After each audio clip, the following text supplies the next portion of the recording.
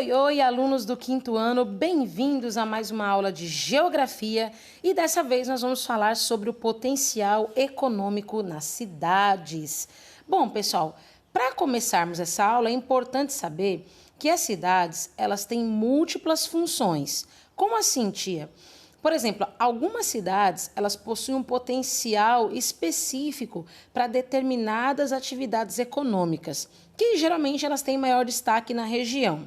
Então, a gente pode observar que algumas pessoas costumam falar assim: ah, essa cidade aqui ela é mais forte no turismo. Ah, essa cidade aqui ela é um grande polo industrial. Então, significa que a função da cidade está relacionada a fatores como a sua localização, a disponibilidade que ela tem de recursos naturais, o seu histórico de ocupação, aspectos culturais e muitas outras configurações a gente pode dizer aqui.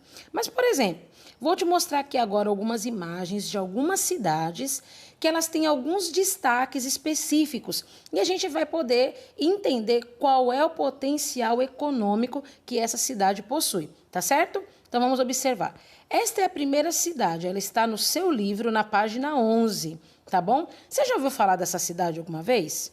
Não? Pois essa cidade, ela chama-se Aparecida do Norte, fica em São Paulo. A gente diz que ela é uma cidade religiosa. Então, qual que é o potencial econômico dela? Ela atrai muitas pessoas que estão fazendo o quê? Suas peregrinações, seus pagamentos de promessa. E quando as pessoas se deslocam para essa cidade, automaticamente elas ajudam na economia da cidade, porque elas vão investir ali seu dinheiro, nas pousadas, na alimentação. Então, a cidade, ela tem uma grande amplitude para a parte religiosa, o que faz dela um polo religioso, vamos dizer assim, certo? E essa daqui, ó, Camaçari. Já ouviu falar dessa cidade? Pois é, ela está no seu livro, na página 12. Como é que chama quem mora em Camaçari? Você sabia que tem um nome para uma pessoa que mora em Camaçari? Igual você que mora em Tabuleiro e é tabuleirense. Quem mora em Camaçari é o quê? Camacirense. Olha que nome, né? Diferente. Pois é, Camaçari é um município que fica no estado da Bahia, tá certo? Ele fica a 50 quilômetros de Salvador e é conhecida como cidade industrial, certo? Por quê? Porque ali abriga várias indústrias. Por isso a gente chama que tem ali o polo industrial de Camaçari. Você quer saber uma das fábricas que tem aqui? Uma das indústrias? A Ford Motor Company Brasil. Olha que bonito o nome. A Ford Motor Company é uma indústria de automóveis e ela fica aqui. Só que não é só isso que tem. Tem também polo petroquímico e vários outros tipos de indústria, tá bom? Olha essa daqui, ó. Essa daqui é Brasília. Olha aí que interessante.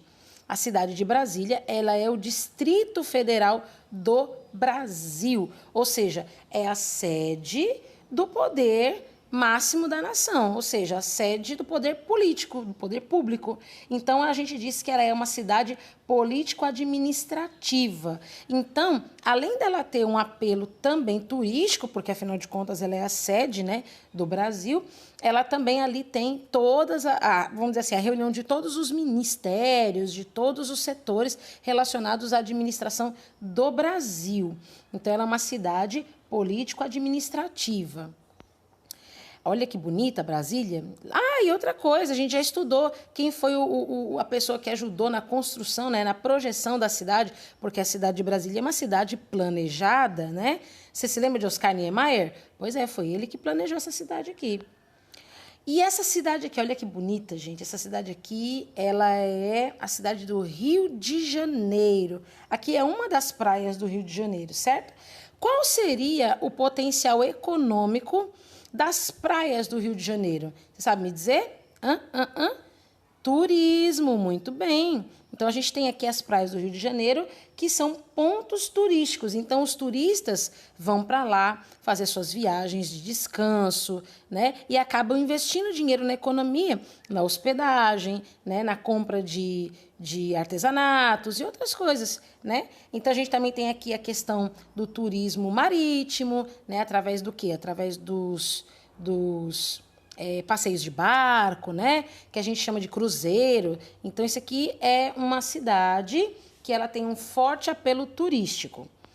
E essa daqui, ó, você já ouviu falar nessa cidade? Você já lembra dela, assim, só de olhar? Não? Essa cidade aqui é a cidade de Santos.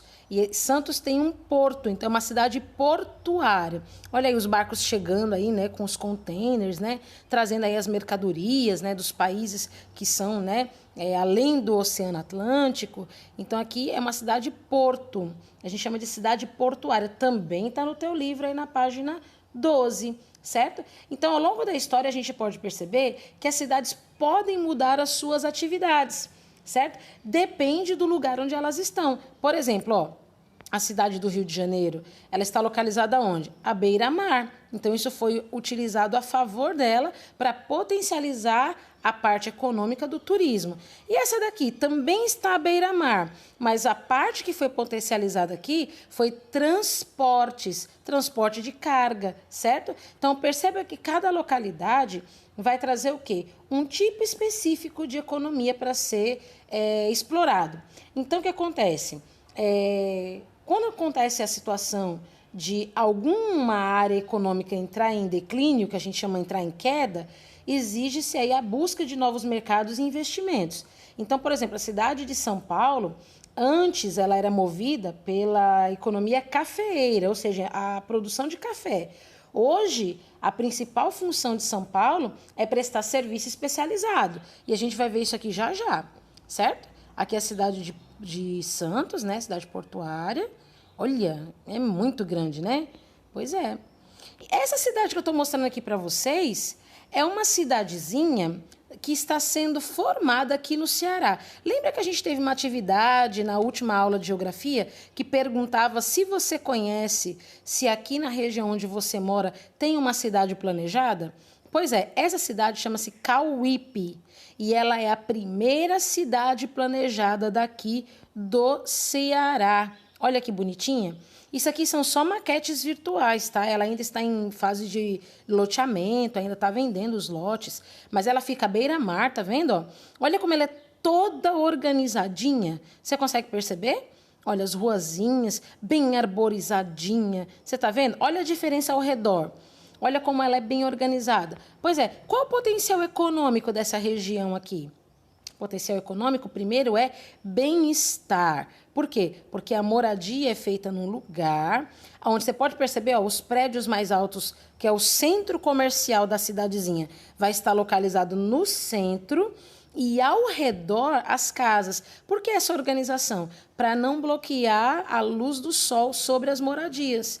Então, quando a gente começa a construir desordenadamente, como a gente vai ver aqui em outras imagens, vocês percebem que até a valorização do sol é perdida. E nessa daqui, ó, a gente pode contemplar que o centro vai ficar bem no meinho mesmo, com seus prédios altos, e ao redor as casinhas para poder receber também incidência solar. E aqui mais à beira, ó, o mar, certo? Ela fica muito próximo de Fortaleza, essa cidade aqui. Então, isso aqui é bem-estar e também valorização de imóvel, porque uma casa aqui deve ser bem valorizada, né? Por causa da segurança também. Agora, olha essa região aqui, ó. Essa foto que eu estou mostrando para vocês é São Paulo, a capital. Gente, olha como ela é totalmente desorganizada. Diferente de Cauípe, olha só, ela tem prédios e casas todas misturadas, não tem aqui uma valorização pela questão da incidência solar, não se preocupa com a questão de poluição ambiental. Olha aqui, ó, nessa imagem você consegue ver aqui ó, uma densa nuvem de poluição que fica por cima da cidade. Olha aqui, ó, tá vendo? Prédios altíssimos no centro da cidade, casas pequenininhas embaixo, sem a mínima valorização de sol, e a questão de som também, de barulho, né? Uma cidade muito agitada. Então, perceba, ela é um grande polo comercial, tá? A cidade de São Paulo ela tem um forte potencial que é voltado aí para a questão de comércios e serviços. Então, ela tem o quê? Serviços especializados na área financeira, como os bancos, na área da saúde, como os hospitais, na área educacional, como as universidades, na área econômica, como escritórios, empresas, indústrias. Então, ela tem um forte potencial diversificado, tá certo? Mas olha só como as coisas precisam mudar. Eu falei para vocês agora há pouco que quando alguma atividade econômica entra em declínio, ela precisa procurar uma outra atividade. Perceba como era São Paulo antes. Olha aqui, ó. Essa é a Avenida Paulista, uma das principais avenidas ali de São Paulo. Aqui na sua esquerda está como ela era antes e hoje como ela está. A Avenida Paulista tem diversas emissoras de televisão e rádio, com as suas antenas imensas, né?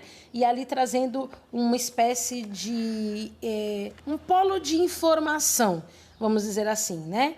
E continuando com a nossa exploração, será que você conhece ou já viu este lugar? Eu acho que esse lugar é bem famoso para você não acha? Esse lugar aqui é a sua cidade. Você já ouviu falar da cidade de Tabuleiro do Norte? Pois é, aqui é uma parte do centro da cidade. Olha como ela mudou. Antes era uma casa e hoje é um comércio. Tá vendo como as atividades precisam se mudar? Olha aqui, ó. Aqui é outra parte do centro. Olha só que interessante. Era assim antes e agora ela é assim, ó. Era uma casinha, agora virou um comércio. Olha aqui, ó, a parte ali que é próximo ao relógio, né? Próximo à Igreja Matriz. Olha ali, ó, o antigo prédio da antiga Câmara Municipal, né? Olha ali, ó. Antigamente não tinha o posto, agora tem o posto de combustíveis, tá vendo? Posto de combustível. Então, a gente diz que é o quê? É uma mudança de atividade econômica, tá vendo? Olha essa daqui. Nossa, essa daqui é a Praça do Gulas, gente. Não é a Praça do Gulas essa daqui? Olha como ela tá diferente. Olha a igreja de Santo Antônio lá na frente. Olha aqui, ó. Nem a praça não tinha antes direito, né? Um cercadinho, né? E aqui, ó, só para vocês terem um complemento, né, de ideias, vou falar também de cidades históricas. Essa daqui é a foto da cidade histórica de... Como é o nome, meu Deus, que eu esqueci agora? É a cidade histórica